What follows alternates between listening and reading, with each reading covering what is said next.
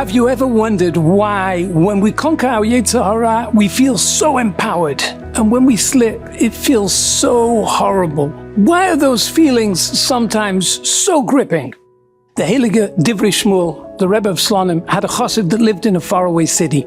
This chassid had a son, David, that had slipped and was joining the Hashomer HaTzair group. He wanted to go off to Palestine and be part of a secular kibbutz, and his father begged him, Davidl, please go to the Divrei Shmuel, get a bracha, gesegnet sich, before you leave. David reluctantly agreed. He boarded a train and he arrived in Slonim on an Erev Shabbos. He went straight to the Rebbe. Tell me, said the Rebbe, are you staying here for Shabbos? Yes, he said. Okay, so come to me after Shabbos.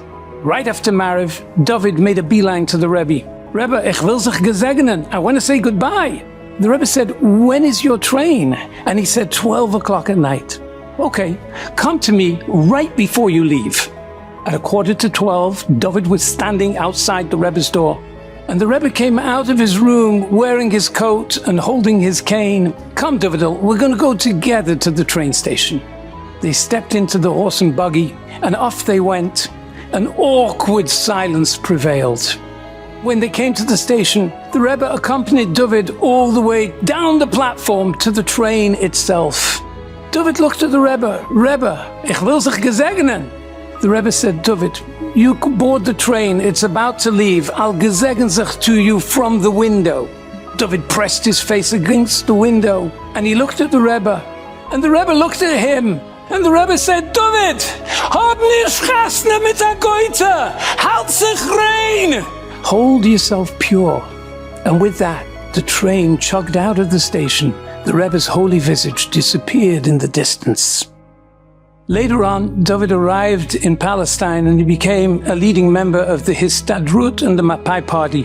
But he said, those words of the Rebbe were ringing in my ears. I faced incredible challenges in my early years, but I never fell to the bottom.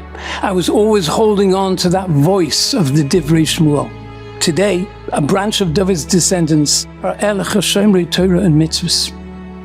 Each and every one of us, before our neshama leaves to come down to this ugly and dirty world, HaKadosh Baruch Hu takes a hold of our neshama, and he says, neshama, mashbi'in oisai. He makes us make a shvur. Tehi tzadik v'al tehi rasha. Be a tzadik, halt sich rein, be pure. And that voice is reverberating and echoing in the innermost chambers of our neshama throughout our journey in life. Every time we withstand an nisoyon, we're forging a link all the way back to the Kisei HaKavod, to the place in the heavenly throne from where we came and to where we are going for eternity.